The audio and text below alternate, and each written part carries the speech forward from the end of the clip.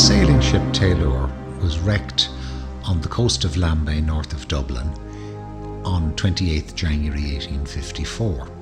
She had sailed from Liverpool with a large number of emigrants heading for the goldfields of Australia. Gold had been discovered at Ballarat about a year and a half or 2 years before, and this new land of opportunity was very attractive to emigrants. She was built specially for the Australian trade and was what's known as an extreme clipper, being very narrow, fast and well built. 3 masts, but unusually for the time she was built of iron. Iron shipbuilding had occurred earlier, but they were mostly small vessels, except for the Great Britain, which was a steamship, and there were some iron warships. But Tayleur was described as the largest iron sailing ship of her time. She was built in an unusual place at Warrington, the Bank Quay Foundry. And today it's hard to believe that a ship could be built there because it's a retail park on the banks of the river. But it was a hive of industry in the 1850s, with all kinds of ironwork being assembled there and made there, and they built some half a dozen ships, which were launched into the River Mersey and floated down to the Liverpool estuary. The foundry was owned by John Tayleur, who lived nearby in Cheshire at Roddington Hall. And there's a pub directly opposite that, his former house, called the Tayleur Arms. The foundry was one of the leading makers of steam engines and railway equipment of the time, and even in the Second World War made the Matilda tank, as well as steam engines for India. It was subsumed into the bigger diesel engine making factory at Newton-le-Willows subsequently, which itself was taken over by MAN Diesel and was closed in the 1990s. The ship was designed by John Rennie, who was a famous shipbuilder and came from the Rennie family of engineers. And he was a member of the Compass Committee and had patented a special rudder and rudder mechanism that could move the rudders of larger ships. So he was amongst the leading ship designers of his time. The original sailing date was to have been 20th of November 1853, but they delayed that whilst final fitting out and equipping was completed, as well as waiting for the passengers to be assembled. The shipping line was the White Star Line, which was the precursor of the Ismay's White Star Line that owned the Titanic. The White Star Line was taken over by Ismay about 1890 when it went into financial trouble. The Tayleur was not owned by the White Star Line, it was owned by the Moore family of Mooresfort Latin in Tipperary, who were ship owners, and they chartered ships to the White Star Line. The Tayleur and its story was forgotten until the 1960s, when scuba divers discovered the remains of the ship, very extensive remains, on the northeast corner of Lambay, in a little cove which, not unusually, is called Tayleur Bay. This is not to be confused with the earlier named Taylor's Rocks, which are also on Lambay and have no connection with the Tayleur whatsoever. Quite a lot of material about the Tayleur survives, because the archive at Newton-le-Willows has the construction details for the ship, including the survey by the Inspector of Iron Ships, bills of materials, the cost of the different parts of the ship that were bought into the shipyard, and lots of detail. The Warrington Museum has quite a number of artefacts of the Tayleur, including launching ribbons, etchings of the ship, and some of the items that were recovered from it. So the wreck was reasonably well remembered in England, but in Ireland it's almost unknown except in North County Dublin. The ship set sail from Liverpool with 650 passengers, approximately, because there's significant doubt as to how many people were aboard. There were official lists of survivors. There was a list of people who were passengers officially, but there seems to have been a lot of passengers taken on late in the loading of the ship. There are also some mysteries in that there's a memorial card to two people called Stott, and there's no list of them being aboard the ship anywhere except this memorial card says they were lost on the Tayleur. Similarly, there were a large number of babies on board and small children, and they would not have been counted as passengers in their own right because they were travelling with their families. It would just have been a mother and child. Entire families were aboard working their passage, or rather their father was working their passage, such as the ship's surgeon, Mr. Cunningham, who was travelling with his wife and all his family.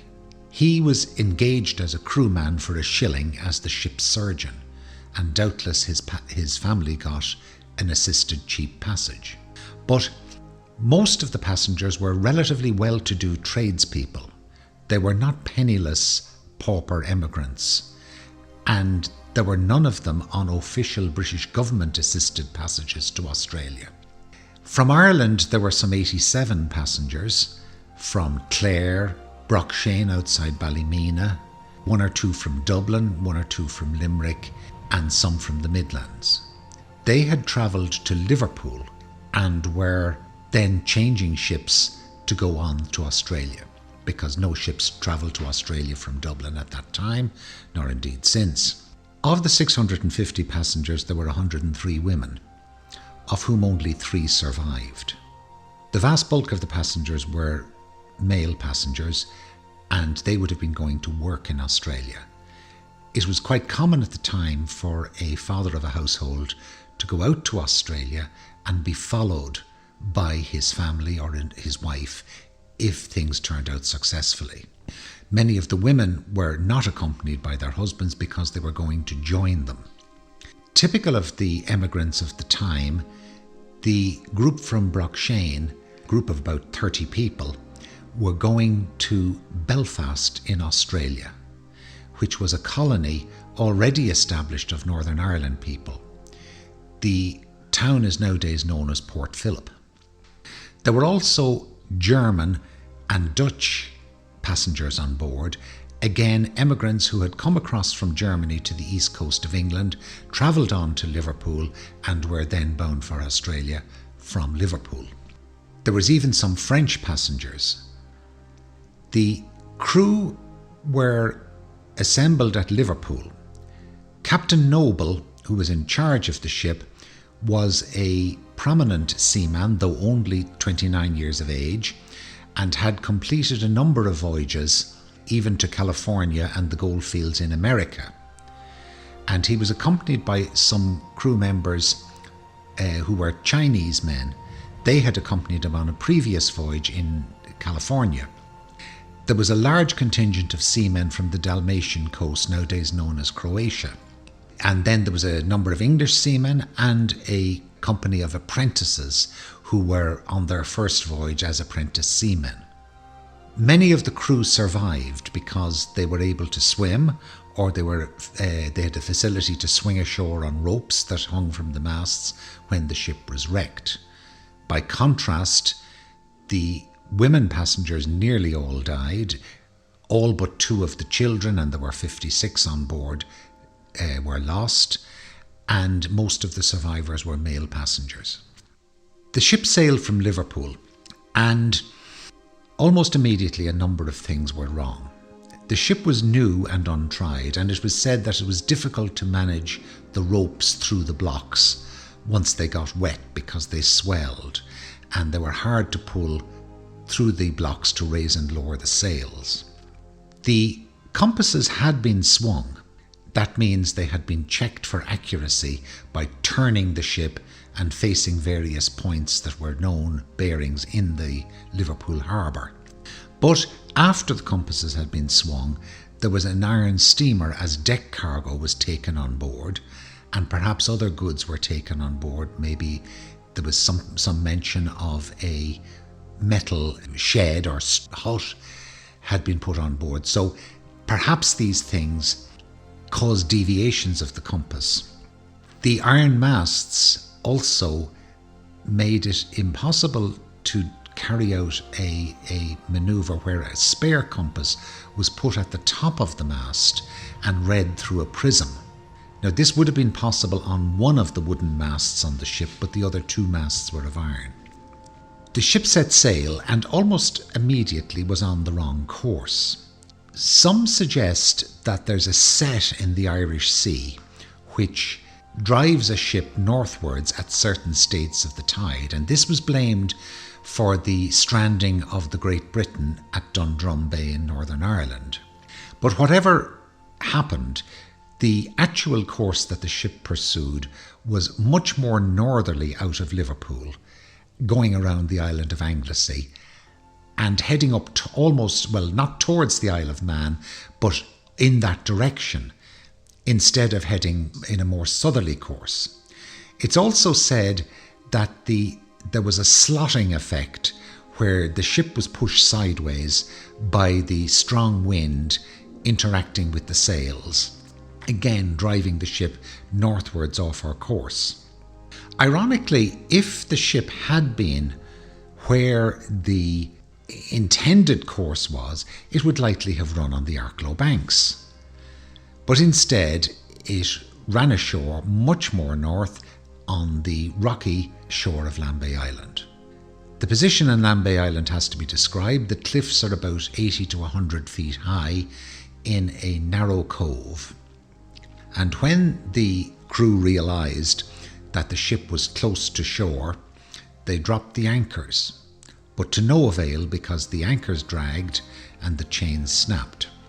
And so the ship was thrown sideways onto a shelf of rock on the side of the cove. For a short time, the ship remained upright and in position, and during that time, crew members got ropes ashore and managed to clamber ashore. Some of the passengers clambered ashore on these ropes and were assisted. The last man to escape the ship was Captain Noble, who jumped in the water and swam ashore and was assisted up onto the rocks by people already there.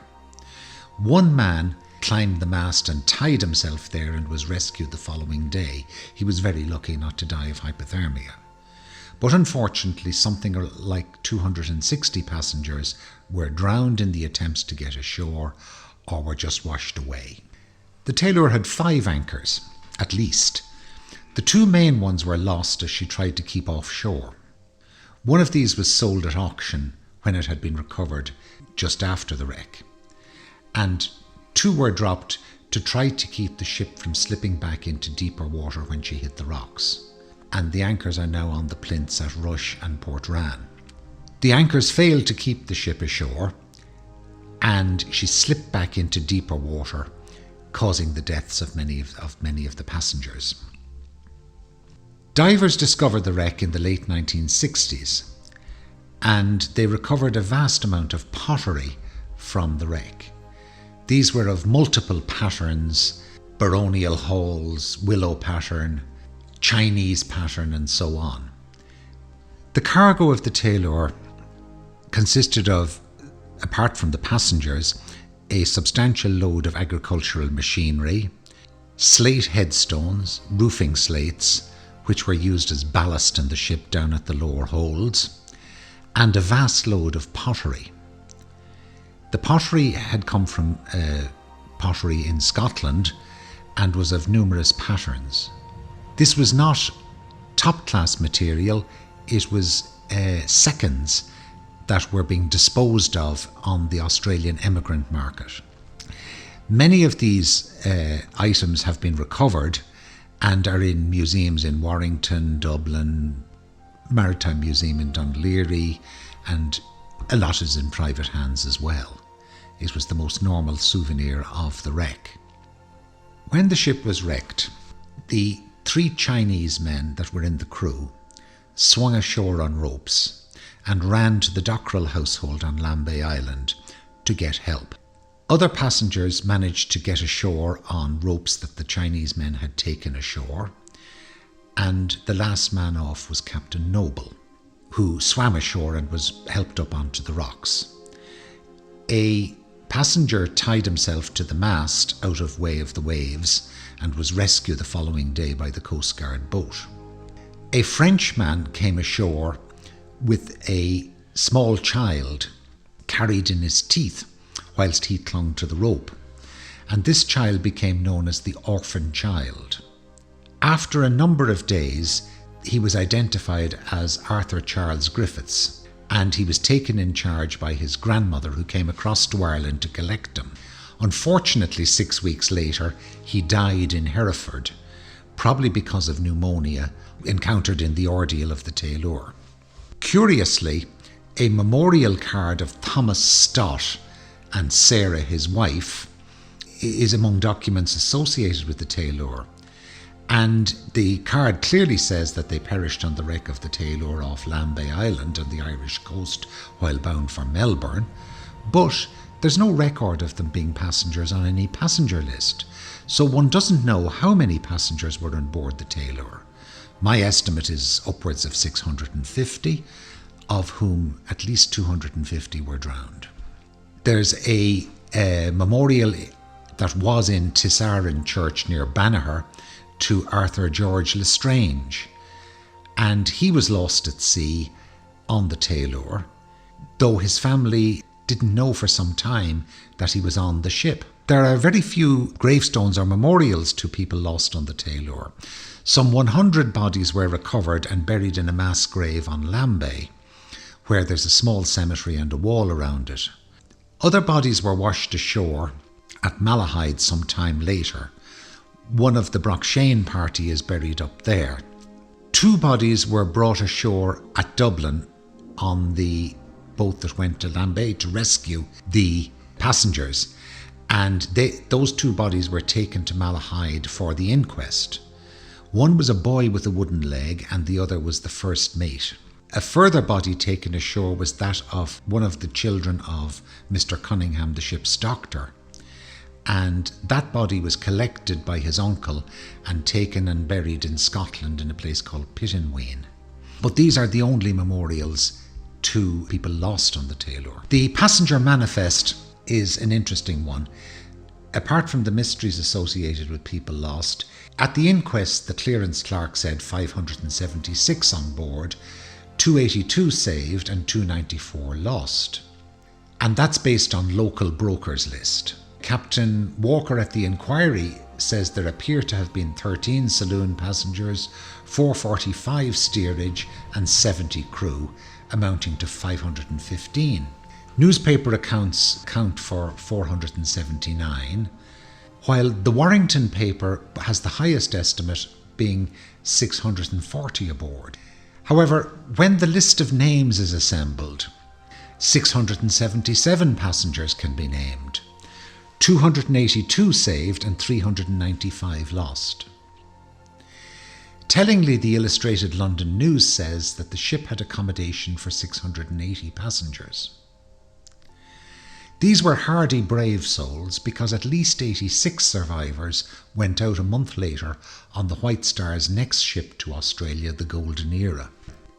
So there were 3 inquiries into the loss of the Tayleur.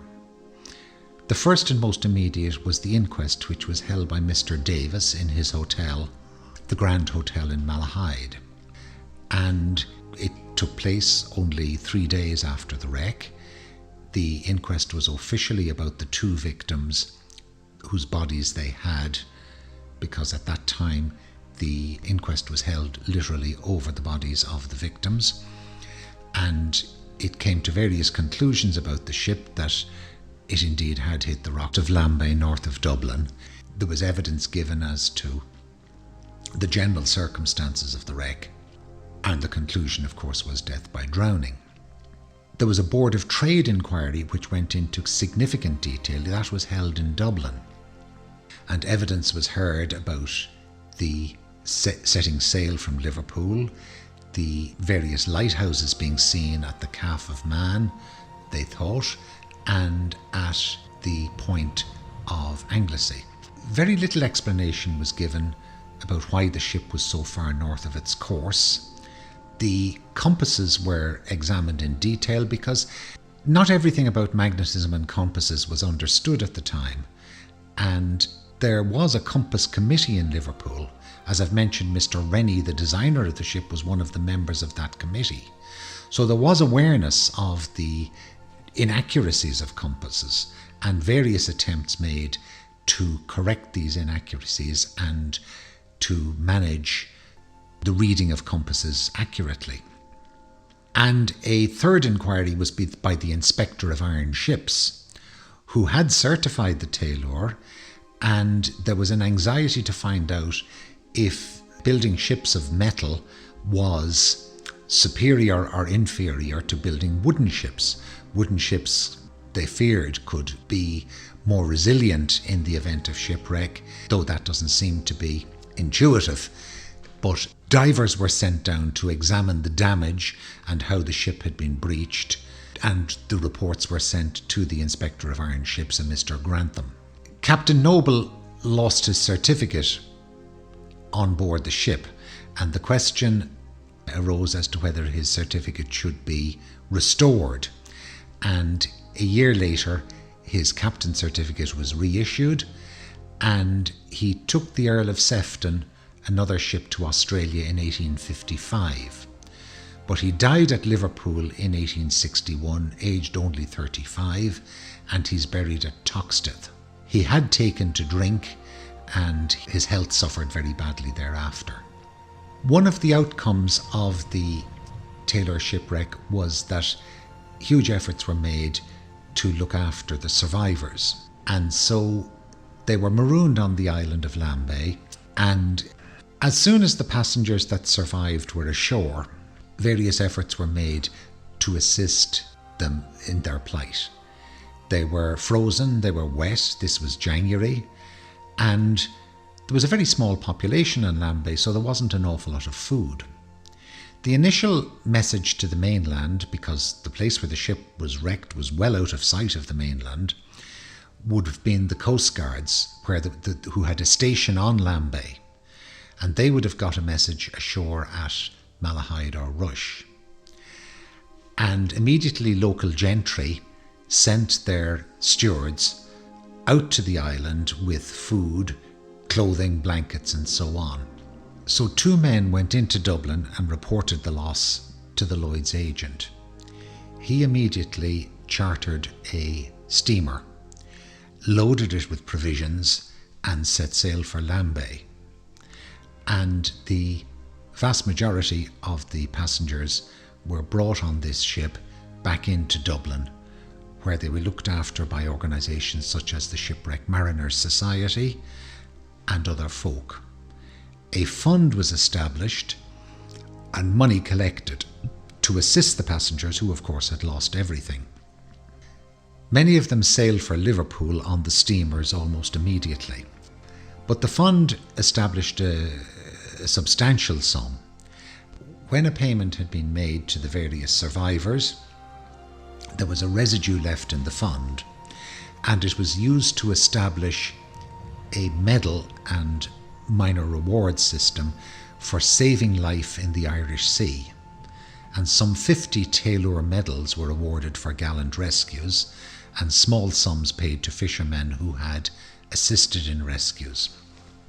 The residue of the fund was applied to providing an engine for the Dunleary lifeboat in the early 1900s. And that really is the end of the Tayleur story. Today, the Tayleur is visited by scuba divers. It lies in about 16 metres of water off the rocky shore on Lambay. And divers usually see the blank headstones that were for Australia. The roofing slates are easily visible. The ship's mast lies to one side of the wreck. It has reinforcements inside, and this links with the account in the documents relating to the shipbuilding, where the masts were reinforced with strips of metal which they called feathers. Divers see the chains leading to the shore, and these were where the anchors were dropped. At the time of the wreck, divers salvaged much of the cargo of the Tayleur, which was timber taken from the decking, some of the goods that were there, and they also investigated the sides of the ship to see what way the hull had been breached and damaged. Their report was for Mr. Grantham, the Inspector of Iron Ships. Divers recovered a lot of the crockery that was on the Tayleur, and it's now on display in various museums around Ireland, and some of it is in private hands. The wreck is broken and flattened because the area of the coast there is very dynamic, and in an easterly gale there can be colossal waves right into that gully, reaching up as high as the tops of the cliffs. The wreck lies on sand, which moves forward and back, sometimes exposing the wreck and sometimes covering the wreck. Sometimes hardly anything is visible.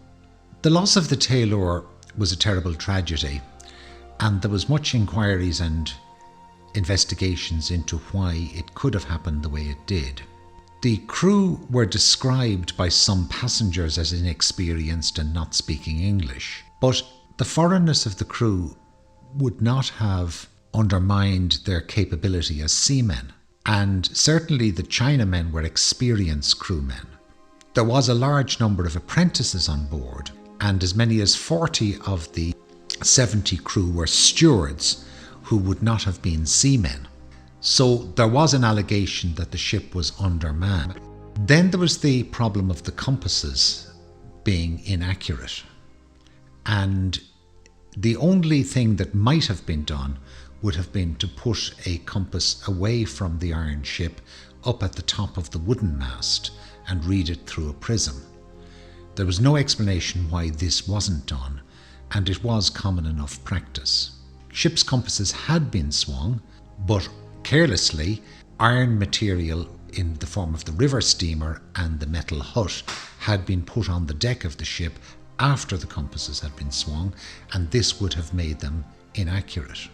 The set on the Irish Sea driving the ship northwards wasn't mentioned in connection with the Tayleur, but it was mentioned in connection with the wreck of the Great Britain, and would explain the strange course of the ship.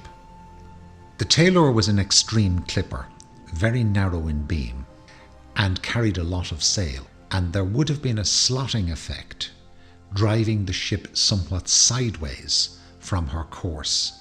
This is the effect similar to that of an aircraft wing giving lift, and it gives another direction to the flow of air and the course of the ship. And the slotting effect, along with the strong easterly wind, would also have driven the ship sideways and northwards towards the Isle of Man. The difficulty in raising and lowering sails due to the swelling of brand new ropes in the blocks was also mentioned. And when the ship was nearing shore, it was found not possible to drop the sails to stop her being driven onto the shore. However, a sailing ship had very little chance once it was being driven by a strong wind onto a lee shore, and Lambay was a lee shore in the easterly wind. The lighthouses were not correctly identified, and Point Linus was seen through the driving mist and rain, but it may have been mistaken for the Calf of Man. And so there was some confusion about what lighthouses had been seen. And finally, even if the ship was on its course, it was driving easterly, and one purported track would have taken it into the Arklow Bank, and so it was not on a true course down the Irish Sea. The Tayleur was the 5th worst loss of life in shipwrecks on the Irish coast, and in 1854 was barely 10 years after the worst of the Irish famine. It was a time of great poverty, not only in Ireland, but throughout Europe, and even in England, from where the majority of the emigrants were coming from. The cotton towns of Lancashire and the woolen towns of Yorkshire were not enjoying prosperity. It's one of many sailing ship disasters of that period. Almost as bad was the loss of the Pomona on the coast of Wexford, also from Liverpool with emigrants. And even much later, the Norge was lost on Rockall with Swedish emigrants. Emigrant ship disasters were an unfortunate factor of the times. It had echoes later when the Titanic was lost, also of the White Star Line carrying emigrants to the new lands.